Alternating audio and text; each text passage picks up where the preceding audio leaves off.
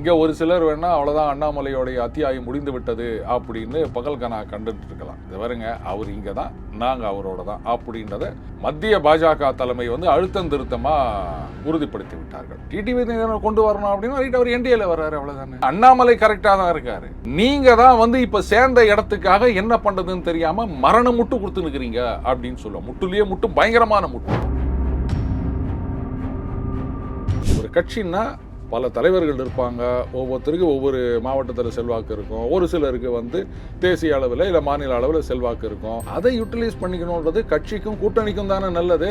அப்புறம் தலைவர் இருக்கும்போது இவர் போய் ஆர்ப்பாட்டம் பண்ணுறாருன்னா என் தலைவரை போய் பண்ண சொல்லுங்க, இல்லை எதிர்கட்சி தலைவர்னு சொல்லிக்கிறார் அவரை போய் பண்ண சொல்லுங்க. யாரோ ஒருத்தர் பண்ணுறாரு, அப்புறம் என்ன உங்கள் கூட்டணிக்கு தானே அது பெனிஃபிட்டு, அப்புறம் ஏன் இதெல்லாம் கேள்வி கேட்கணும்? இன்னைக்கு அதிமுகவுக்கு வந்து வேற வழி இல்லை. இப்போ பாஜகவோடு தான் பயணித்தாக வேண்டிய கட்டாயம். ஏன்னா தாவேகா வந்து அவங்க ஆல்ரெடி கிளவுட் 9ல இருக்காங்க, ஆட்சியை பிடிச்சிட்டு தான் நினச்சின்னுக்கிறாங்க. அவங்க கிட்ட போய் கூட்டணின்னு சொன்னால் இப்போ போகிற போக பார்த்தா டெப்டி சிஎம் கூட கொடுக்க மாட்டாங்க எடப்பாடி அவர்களுக்கு. ஆனால் விவசாயத்துறை மந்திரி கொடுக்குறேன், எடுத்துக்கிறீங்களான்னு கேட்பாங்க. இது தேவையா? அதுக்கு பேசாமல் எதிர்கட்சி தலைவராகவோ இல்லை ஒன்றுமே இல்லாமல் கூட இருந்துடலாம். அதனால இந்த கூட்டணி உடைவதற்கு சான்ஸே இல்லை. பாஜக உறுதியா இருக்காங்க. பாருங்க, இவர் தான் எங்களுடைய பிரச்சார பீரங்கி, அதனால அவரை நாங்கள் யூட்டிலைஸ் பண்ணுவோம். இதை வந்து யாரும் கேட்கக்கூடாது. அவர் வந்து என்ன கூட்டணி வேணான்னு சொன்னாரா, இல்லை எடப்பாடி சிஎம் நான் ஒத்துக்க மாட்டேன் அப்படின்னு சொன்னாரா? அதெல்லாம் ஒன்றும் சொல்லலைல்ல. அப்புறம் என்ன வந்தது உங்களுக்கு? நிர்மலா சீதாராமன் அவர்கள்கிட்ட போயிட்டு நீங்க என்ன அரசியலை பத்தி விவாதிக்க போறீங்க? அவங்களுக்கு வந்து கள அரசியல் அப்படின்றதுக்கும் அவங்களுக்கும் ரொம்ப தூரம். ஆனா தமிழக அரசியல் களத்துல நிர்மலா சீதாராமன் அவர்கள் தானே ஒரு தனி கவனத்தை செலுத்திட்டு இருக்காங்க. அவங்க செலுத்தலாங்க, மக்கள் அவங்க மீது கவனம் செலுத்தணுமா வேணாமா? மக்கள் செல்வாக்குன்னு ஒண்ணு இருக்குல்ல, அதுதான் முக்கியம். அதனால அவங்க கிட்ட போய் அரசியல் களத்தை பத்தி போய் பேசி நீங்க என்ன பண்ண போறீங்க? முதல்ல அதுவே நீங்க எப்ப வந்து இன்னும் நிறைய கட்சி வரப்போகுது, அது வரப்போகுது இப்படின்னு சொல்றீங்களோ அப்பவே நீங்க பலம் இல்லைன்னு ஆயிப்போச்சு. அது தேவையில்லைன்றேன் நான். ஏன்னா தாவேகா வந்து அவர்களுடைய வாக்குகளை வந்து ஒரு கணிசமான சதவீதத்தை அவங்க எடுத்துட்டு போறாங்க. அப்போ உங்களுடைய எதிரின்னு நீங்க நினைக்கிற அந்த திமுக கூட்டணி அவங்களுடைய வாக்கு சதவீதம் சரிய போகின்றது. உங்களுடைய ஓட் பேங்கை முதல்ல நீங்க ஸ்ட்ரென்தன் பண்ணணும். அதுக்கப்புறம் அந்த நியூட்ரல் ஓட்டர்ஸை கவரக்கூடிய அளவுக்கு நாங்க தான் ஜெயிக்கிற கட்சி அப்படின்ற ஒரு நம்பிக்கையை உருவாக்கணும். அதை செஞ்சாலே போதும். இதுக்கு வந்து நீங்க இன்னும் 4 கட்சி வரணும்னு அவசியம் கிடையாது. எங்க இருக்குதுங்க வரத்துக்கு கட்சி? புதுசா யாராவது ஒரு 10 பேர் கட்சி ஆரம்பிச்சாதாங்க உண்டு.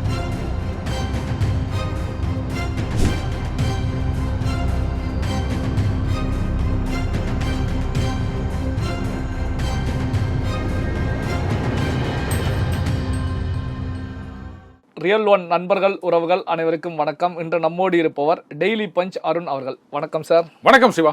இப்போ அண்ணாமலை அவர்களை பொறுத்த வரைக்கும் ஒரு முக்கியமான கருத்துக்களை முன் வச்சாங்க. கருத்துக்கள் அப்படின்னு சொல்வதை தாண்டி அவர் கோபத்தின் அடிப்படையில் இந்த தகவலை முன் வச்சாரா அப்படிங்கிற கேள்விகள் இருந்துட்டு இருக்கு. அதாவது டிவிகேவில் அருண்ராஜ் அவர்கள் அண்ணாமலை குறித்து பேசியிருந்தாங்க. அண்ணாமலை அவர்கள் ஒரு நேர்மையாக இருக்கக்கூடியவர் தான், ஆனால் அரசியலுக்கு வந்து இப்படி ஆகிவிட்டார் அப்படிங்கிற தொனியில் ஒரு கருத்துக்களை முன் வச்சாங்க. அதுக்கு அண்ணாமலை அவர்கள் பேசும்போது நாய் வாழ நிமிர்த்த முடியாது, என்ன வந்து மாற்ற முடியாது, நான் மக்கள் கூட தான் இருப்பேன் அப்படிங்கிற நிலையில் ஒரு கருத்துக்களை முன் வச்சாங்க. இதை எப்படி பார்க்குறீங்க? முன்ன எப்படி இருந்தால் இப்போ எப்படி ஆகிட்டார்? அண்ணாமலை என்னவா ஆகிட்டார் சொல்லுங்கள். அவர் மேலே என்ன குற்றச்சாட்டு வைக்கிறார் அவர்? அது மட்டும் இல்லை, இன்னும் என்ன சொல்ல என்னது, இருந்த இடத்துல இருந்திருந்தா ஒழுங்காக இருந்திருப்பார். எந்த இடத்துல ஒரு ஒழுங்காக இல்லை அப்படின்னு சொல்லணும். சரி, அருண்ராஜ் அவர்கள் இன்கம் டேக்ஸ் துறையில் பணிபுரிந்தவரா? IRS officer, right, revenue service. இப்போ அவர் ஒரு இடத்துல போய் சேர்ந்துருக்காருல்ல. நான் ஒரே ஒரு கேள்வி கேட்குறேன், அந்த கேள்விக்கு மட்டும் அவர் பதில் சொல்லணும். அது ஏதோ ஒரு படம், புலி படமோ என்னவோ, அதில் வந்து வருமானத்தை மறைத்தார் அப்படின்னு சொல்லிட்டு இன்கம் டேக்ஸில் இது பண்ணாங்க. அதுக்கப்புறம் ஏதோ பெனால்ட்டி அப்படின்னு ஒன்று போட்டாங்க. அதை எதிர்த்து விஜய் தரப்பில் கோர்ட்டுக்கு போனாங்க. அவங்க என்ன ஆர்கியூமெண்ட் வச்சாங்கன்னா, இந்த பாருங்க, நாங்கள் எதுவுமே மறைக்கலை, அப்படியே எல்லா பணத்தையும் நாங்கள் வெள்ளையாக கணக்கு காமிச்சிக்கிறோம் அப்படின்னு சொல்லலை. இல்லை நீங்கள் வந்து பெனால்ட்டி தப்பாக கணக்கு போட்டுக்கிறீங்க, இப்படி பெனால்ட்டியே வராது, நாங்கள் கரெக்டாக தான் பண்ணியிருக்கோம் அப்படின்னு சொல்லலை. அவங்க என்ன சொல்கிறாங்க, நீங்கள் 2 வருஷம் கழித்து இந்த மாதிரி நீங்கள் இந்த பெனால்ட்டி போட்டுக்கிறீங்க, இது செல்லாது, அதுக்கு முன்னாடியே போட்டிருக்கணும் அப்படின்னு. இவர் இன்கம் டேக்ஸில் தானே இருந்தார். இப்போ இதுக்கு என்ன பதில் சொல்லுவார்? லீகாலிட்டியை விடுங்க, மொராலிட்டின்னு ஒன்று இருக்குல்ல. அப்போது நான் மறைச்சது உண்மைதான், ஆனால் நீ வந்து இது எப்படி இருக்குன்னா, இப்போ நீங்கள் பைக்கில் வந்து ஹெல்மெட் இல்லாமல் போகிறீங்க, அவங்க கேமராவை பிடிச்சிடுறாங்கன்னு வச்சுக்கோங்களேன். ஒரு வாரம் கழிச்சு அவங்க வந்து நோட்டீஸ் அனுப்புகிறாங்க, நம்ம நீ ஹெல்மெட் இல்லாமல் போய்க்கிறேன்னு. அன்னைக்கு நீ பிடிச்சி நீ எனக்கு பெனால்ட்டி போட்டுருக்கணும், நான் ஒரு வாரம் கழிச்சு போடுறேன் அப்படின்னு கேட்டால் இது வந்து நியாயமா? அந்த மாதிரி தான் நீங்கள் வந்து 2 வருஷம் கழிச்சு இது மாதிரி போட்டால் செல்லாது அப்படின்னு கோர்ட்டுக்கு போய்க்கிறீங்களே, இவர் எந்த இடத்துல போய் சேர்ந்துக்கிறாரு? இவர் ஐஆர்எஸ் ஆஃபீஸராக இருக்கும்போது இல்லை இன்கம் டேக்ஸ்லையோ இல்லை மற்ற இதுலேயோ ஒர்க் பண்ணும்போது இப்படி சொன்னால் ஒத்துப்பாரா அவரு? இப்போ இங்கே வந்து முட்டு கொடுக்க வேண்டிய அவசியம். இப்போ நான் என்ன சொல்கிறேன்னா, அண்ணாமலை கரெக்டாக தான் இருக்காரு. நீங்க தான் வந்து இப்ப சேர்ந்த இடத்துக்காக என்ன பண்றதுன்னு தெரியாம மரண முட்டு கொடுத்துனுக்குறீங்க அப்படின்னு சொல்லுவோம். முட்டுலயே முட்டு, பயங்கரமான முட்டு இது. இதுக்கு மட்டும் அவர் ஒரு எக்ஸ்பிளனேஷன் கொடுத்துட்டோம். அப்ப நான் சொல்றேன், இப்போ அண்ணாமலை அவர்களுடைய அரசியல் மூவ் வந்து இப்போ எப்படி இருந்துட்டு இருக்கு? என்ன ரீசன் அப்படின்னா வந்து அரசியல் காலத்துல அண்ணாமலை அவர்கள் வந்து இப்போ என்டிஏ கூட்டணியில டிடிவி தினகரன் போன்றவர்களை கொண்டு வருவதற்கான வேலையில ஈடுபட்டு இருக்காங்க அப்படின்ற தகவல்களும் முன்வைக்கப்படுது. சமீபத்தில் கூட டெல்லிக்கு போயிட்டு வந்தாங்க, அடுத்து டெல்லி செல்ல போறார் அப்படின்னு ஒரு தகவலும் வந்துட்டு இருக்கு. அண்ணாமலையுடைய மூவ் இப்போ எப்படி? சரி, அவரை பொறுத்த வரைக்கும் இப்போ பாஜகவில் வந்து கொஞ்ச நாள் அப்படியே செட்டிலாக இருந்தாங்க. இப்போ வந்து இதை பாருங்க, இவர் தான் இவருடைய முழு பிரச்சாரம் அப்படின்றது முழுமையாக நடக்கும், அதில் எந்த சந்தேகமும் கிடையாது. இங்கே ஒரு சிலர் வேணால் அவ்வளோதான் அண்ணாமலையோடைய அத்தியாயம் முடிந்து விட்டது அப்படின்னு பகல் கனா கண்டுட்டு இருக்கலாம். அதெல்லாம் முடிஞ்சு போச்சு. இது பாருங்க, அவர் இங்கே தான், நாங்கள் அவரோட தான் அப்படின்றத மத்திய பாஜக தலைமை வந்து அழுத்தம் திருத்தமாக உறுதிப்படுத்தி விட்டார்கள். டிடிவி கொண்டு வரணும் அப்படின்னா ரைட், அவர் என்டிஏல வர்றாரு, அவ்வளோதானே. இல்ல, ஒரு மாநிலத்துக்கு ஒரு தலைவர் இருக்கும்போது இந்த கூட்டணி விஷயங்கள் மற்ற விஷயங்கள் ஆர்ப்பாட்டத்தில் ஈடுபட்டு கைதாகுவது இது போன்ற நிகழ்வுகள்ல அண்ணாமலை அவர்கள் செயல்பட்டு இருக்காங்க, முன்னாள் தலைவர். நான் இப்படி தான் சொல்லணும். கேப்டன் ஒருத்தர் இருக்கும்போது மற்றவங்கெல்லாம் வந்து சிக்ஸர் அடிக்கலாமான்னு கேட்டால் நான் என்ன சொல்றது? இப்போது திமுகவில் மு.க. ஸ்டாலின் அவர்கள் தலைவர், முதலமைச்சர். ஏன் மற்றவங்க யாரும் வந்து பேட்டி கொடுக்கறதில்ல, இல்லை வந்து மத்திய அரசாங்கத்தை எதிர்த்து பேசுவதில்லை, இல்லை பாராளுமன்றத்தில் வந்து சரி சிஎம் வந்து பாராளுமன்றத்தில் குரல் கொடுக்க முடியாது, பட் மற்றபடி ஒரு முக்கியமான விஷயங்களில் எதிர்த்து குரல் கொடுப்பதோ இல்லை மத்திய அரசாங்கத்தை தாக்கி பேசுவதோ, ஏங்க கட்சி தலைவர்னு ஒருத்தருக்கிறாரு நீங்கள்லாம் பேசுகிறீங்களா அப்படின்னு யாராவது கேட்குறாங்களா? ஜெயலலிதா அவர்கள் இருந்தப்போ யாரும் வாயே திறக்க மாட்டாங்க. ஒரு தடவை பார்த்தோம், ஒருத்தர் வந்து கேட்குறாங்க, அதை வெள்ளத்தும் போதுன்னு நினைக்கிறேன், பத்திரிகையாளர்லாம் போகிறாங்க, அவர் வந்து அப்படின்ட்டு போகிறாருன்றதை நம்ம பார்த்தோம். அந்த மாதிரி தான் இருக்கணும் அப்படின்றீங்களா? ஒரு கட்சின்னா பல தலைவர்கள் இருப்பாங்க, ஒவ்வொருத்தருக்கும் ஒவ்வொரு மாவட்டத்தில் செல்வாக்கு இருக்கும், ஒரு சிலருக்கு வந்து தேசிய அளவில் இல்லை மாநில அளவில் செல்வாக்கு இருக்கும். அதை யூட்டிலைஸ் பண்ணிக்கணுன்றது கட்சிக்கும் கூட்டணிக்கும் தானே நல்லது. அப்புறம் தலைவர் இருக்கும்போது இவர் போய் ஆர்ப்பாட்டம் பண்ணுறாருன்னா என் தலைவரை போய் பண்ண சொல்லுங்கள், இல்லை எதிர்கட்சி தலைவர்னு சொல்லிக்கிறார் அவரை போய் பண்ண சொல்லுங்கள். யாரோ ஒருத்தர் பண்ணுறாரு, அப்புறம் என்ன உங்க கூட்டணிக்கு தானே அது பெனிஃபிட், அப்புறம் ஏன் இதெல்லாம் கேள்வி கேட்கணும்? இல்ல, இது என்ன காரணம் அப்படின்னா, இப்போ இந்த கேள்வியை முன்வைப்பதற்கான காரணம், அதாவது அண்ணாமலை அவர்கள் தலைவர் பதவி மாற்றப்பட்டா தான் பாஜக கூட கூட்டணி அப்படின்னு அதிமுக பிரஷர் கொடுத்து தான் ஒரு கூட்டணியை உருவாக்கினாங்க அப்படிங்கிறது கடந்த காலத்தில் கூட நாம பேசியிருக்கோம். இப்படியான ஒரு சூழ்நிலை தான் அண்ணாமலை அவர்கள் நயனா நாகேந்திரனை தாண்டி ஆக்டிவா வேகம் எடுத்து செயல்படக்கூடிய நிகழ்வு கூட்டணியில் மீண்டும் விரிசலை உருவாக்க போறது அப்படிங்கிற கருத்துக்களை ஒரு சில அரசியல் விமர்சகர்கள் முன்வைக்கிறாங்க. இதில் விரிசல் அப்படின்றதுக்கு சான்ஸே கிடையாது சிவா. இன்னைக்கு சொல்கிறேன், எழுதி வச்சுக்கோங்க. இந்த கூட்டணி உடையவே முடியாது, உடைவதற்கான வாய்ப்புகளே இல்லை. அப்படி உடைஞ்சதுன்னா கட்சியே ஒன்றும் இல்லாமல் போயிடும் அதிமுகவை பொறுத்த வரைக்கும். நான் எதுக்குன்றதுக்கு நான் முதல்ல சொல்கிறேன். நீங்கள் வந்து தலைவர் பதவியில் அண்ணாமலை அவர்கள் இருக்கக்கூடாது. ஏன்னா அவர் வந்து ஜெயலலிதா அவர்களை பற்றி ஒரு காலத்தில் அப்படி பேசியிருக்காரு இப்படி பேசியிருக்காருங்க, சரி ரைட், அவர் தலைவர் பதவி விட்டு உறங்கிட்டார். ஆனால் கட்சியை விட்டே அவரை நீக்கணும் அப்படின்லாம் யாரும் கண்டிஷன் போட முடியாது, சரியா? ரைட். அப்போது அவர் தலைவர் பதவியிலேருந்து வந்துட்டார். இன்றைக்கி நயனா நாகேந்திரன் அவர்கள் தான் வந்து தலைவராக இருக்கார், கூட்டணிலாம் சரியாயிடுச்சு. அப்போ அதுக்காக அவர் வந்து நாங்கள் பிரச்சாரத்துக்கு யூஸ் பண்ணவே கூடாது, அவர் எங்கேயுமே போகக்கூடாது, ப்ரெஸ் கான்ஃபரன்ஸ் கொடுக்கக்கூடாதுன்னு சொல்கிறதுக்கு யாருக்கு இந்த உரிமை இருக்குது? சொல்லப்போனால் இன்றைக்கி வந்து கூட்டணி பேச்சுவார்த்தை, தொகுதி பேச்சுவார்த்தை அப்படின்னா எடப்பாடி பழனிசாமி அவர்கள் யாரோட உட்காந்து பேசுவார்? நயனார் நாகேந்திரன் அவர்களோட. அவர் யார்? அதிமுகவில் கடந்த காலத்தில் பயணித்தவர். திருநெல்வேலி மாவட்டத்தை நீங்கள் பார்த்துக்கங்க, இந்த சேலத்தை நாங்கள் பார்த்துக்கிறோம் அப்படின்னு ஒன்றா ஒரு கட்சியில் பயணித்தவர்கள் இன்னைக்கு உக்காந்து இனி என் கட்சிக்கு இவ்வளோ கொடு அப்படின்னு பேச போகிறாங்க. சரி, நாளைக்கே ஒரு ஹைப்போதெட்டிக்கல் சிச்சுவேஷன் சொல்கிறேன். தாவேகா அதிமுக கூட்டணி வருது அப்படின்னு வச்சுக்கோங்களேன். தாவேகாவில் என்ன தெரியுமா பண்ணுவாங்க? கூட்டணி பேச்சுவார்த்தை நடத்துவதற்கு செங்கோட்டையன் அவர்கள் அனுப்புவாங்க. எந்த செங்கோட்டையன்? கெடு விதிச்ச செங்கோட்டையன். அதை ஏற்றுட்டு என்ன பண்ண முடியும் இல்லையா? அதனால் இதில் விரிசல்றதெல்லாம் கிடையாது. ரெண்டாவது, இன்றைக்கி அதிமுகவுக்கு வந்து வேறு வழி இல்லை. இப்போ பாஜகவோடு தான் பயணித்தாக வேண்டிய கட்டாயம். ஏன்னா தாவேகா வந்து அவங்க ஆல்ரெடி Cloud 9 இருக்காங்க, ஆட்சியை பிடிச்சிட்டு தான் நினச்சின்னுக்கிறாங்க.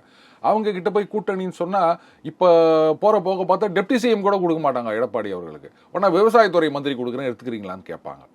இது தேவையா? அதுக்கு பேசாமல் எதிர்கட்சி தலைவராகவோ இல்லை ஒன்றுமே இல்லாமல் கூட இருந்துடலாம். அங்கே போயிட்டு உக்காந்து நிற்க வேண்டிய அவசியம் கிடையாது. ஸோ அப்போது வேறு எங்கே போவாங்க? இந்த பக்கம் திமுக தான் இருக்குது, அங்கே தான் போய் சேரலாம் செந்தில் பாலாஜி அவங்கள மாதிரி. அதனால இந்த கூட்டணி உடைவதற்கு சான்ஸே இல்லை. அவர் என்ன பேசுறாரு, மக்கள் பிரச்சனையில குரல் கொடுக்கிறாரு. சொல்லப்போனா நாங்க தான் எல்லாம் பண்ணணும், தலைவர் ஒருத்தர் இருக்கும்போது இவர் ஏன் முன்னாள் தலைவர் ஏன் பண்றாரு அப்படின்னு கேட்டீங்கன்னா, அப்ப நீங்க 2 பேரும் எதிர்கட்சி தலைவரும் பாஜக தலைவரும் சேர்ந்து போராட்டம் பண்ணுங்க.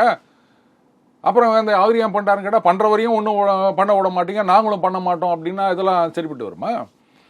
பாஜகவில் உறுதியா இருக்காங்க. வேறுங்க, இவர் தான் எங்களுடைய பிரச்சார பீரங்கி, அதனால அவரை நாங்கள் யூட்டிலைஸ் பண்ணுவோம். இதை வந்து யாரும் கேட்கக்கூடாது. அவர் வந்து என்ன கூட்டணி வேணான்னு சொன்னாரா, இல்லை எடப்பாடி சிஎம் நான் ஒத்துக்க மாட்டேன் அப்படின்னு சொன்னாரா? அதெல்லாம் ஒன்றும் சொல்லலைல்ல.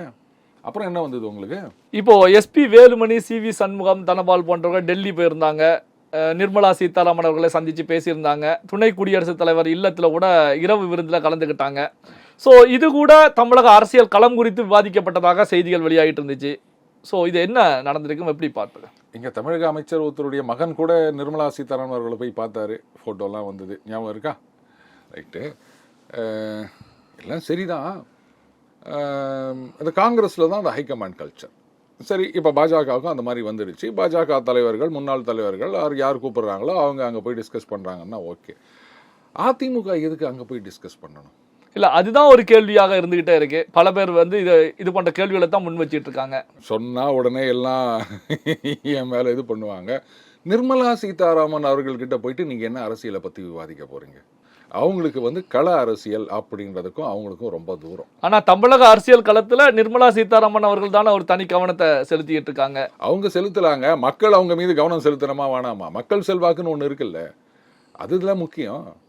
நாம் வந்து 4 தேர்தல்களில் ஜெயிக்கிறோமோ தோக்கிறோமோ, மக்களோட மக்களாக தோளோட தோல் நின்று அதெல்லாம் பண்ணியிருக்கணும். அப்போ நமக்கு அந்த அரசியல் என்ன அப்படின்றது தெரியும். அது வந்து இவங்களுக்கு அந்த டேலண்ட் கிடையாது, அதை ஒத்துக்கிட்டு தான் ஆகணும். அதனால் அவங்கக்கிட்ட போய் அரசியல் களத்தை பற்றி போய் பேசி நீங்கள் என்ன பண்ண போகிறீங்க? முதல்ல அதுவே தப்பு. சரி, ரைட்டு, ஒரு மரியாதை நிமித்தமான சந்திப்புனா சந்திச்சுட்டு போவாங்க, அது வேற விஷயம். நான் கேட்குறேன், எடப்பாடி அவர்களுக்கு தெரியாத ஒரு கள அரசியல் ஃபினான்ஸ் மினிஸ்டருக்கு தெரியுமா? எப்படி இருந்தாலும் இங்கே அவர் தான் டிசைட் பண்ண போகிறார் இல்லையா? அமித்ஷா அவர்களே சொல்லிட்டார், என்டிஏக்கு அவர் தான் தலைவர் அப்படின்ட்டார். அண்ணாமலை அவர்களும் அதான் சொல்லியிருக்காரு, இங்கே என்டிஏக்கு அவர் தான் வந்து தலைவர் அப்படின்னு. இதெல்லாம் வந்து ரைட்டு, அப்படி போகிறோம் பேசுகிறோம், அவ்வளோதான். இப்போ பாஜகவுடைய தேசிய தலைவராக தேர்ந்தெடுக்கப்பட்டிருக்கக்கூடிய நிதின் நபின் அவர்களை பொறுத்த வரைக்கும் அவருடைய முதல் பயணமே தமிழகம் நோக்கி தான் இருக்க போகிறது அப்படின்ற செய்திகள் வெளியாகி இருக்கு. இதை எப்படி பார்க்குறீங்க? அது தமிழகத்தில் தேர்தல் வரப்போகின்றது, அந்த பக்கம் வெஸ்ட் பெங்காலை பார்த்துக்கிறதுக்கு சில பேர் இருக்காங்க. அஃப்கோர்ஸ் அங்கேயும் அவர் போவார்.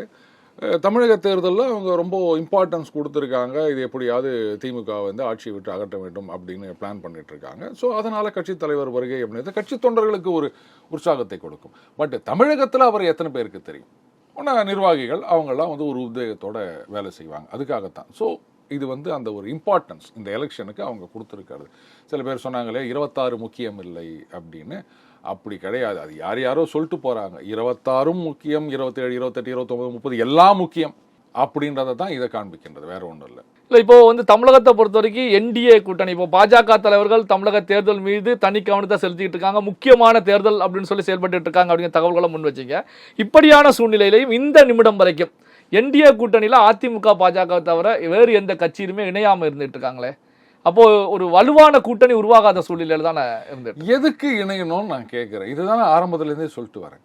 அதாவது இப்போ அதிமுக அந்த கூட்டணி இல்லாதப்போ அந்த 24 கூட பார்த்தீங்கன்னா அது மாதிரி பாஜக விட்டு வெளில போகிறாங்க, அவங்க வந்து தனியாக நிற்கிறாங்க. அப்போ என்ன சொல்லியிருக்கணும்? இதே ஜெயலலிதா அவர்களாக இருந்தால் என்ன சொல்லியிருந்துப்பாங்க? அதிமுக இரட்டை இலை இதுதான், யாராவது வந்தால் வாங்க, உங்களை நம்பி நாங்கள் இல்லை, நாங்கள் தனியாக நின்று ஜெயிப்போம், இப்படி அவங்க நிரூபிச்சும் காமிச்சிருக்காங்க.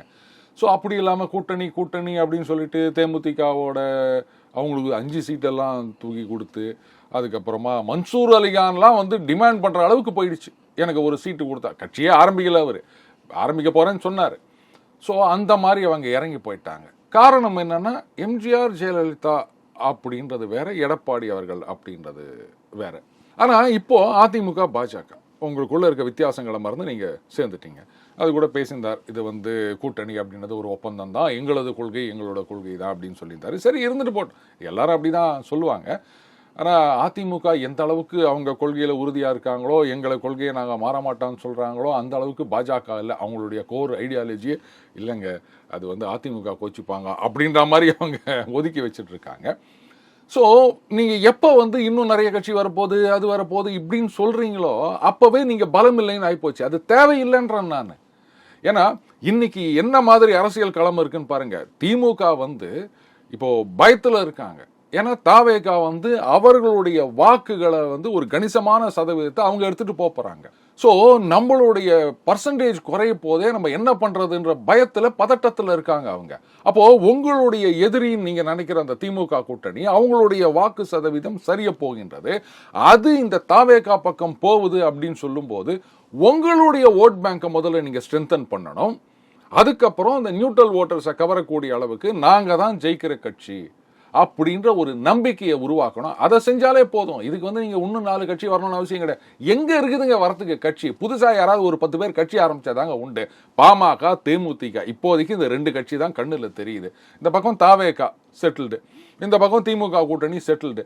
அங்க இருக்கவங்க யாரும் உங்ககிட்ட வரப்போறது கிடையாது. என்ன பாஜக நீங்க வச்சு நிற்கிறீங்க. அப்ப அந்த பாமகலயே 2 பாமக இருக்குது, தேமுதிக இருக்குது.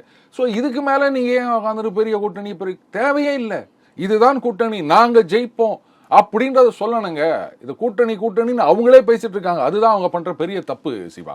பல்வேறு முக்கியமான தகவல்களை நம்முடைய உறவுகளுடன் பகிர்ந்து கொண்டதற்கு நன்றி சார். நன்றி சிவா.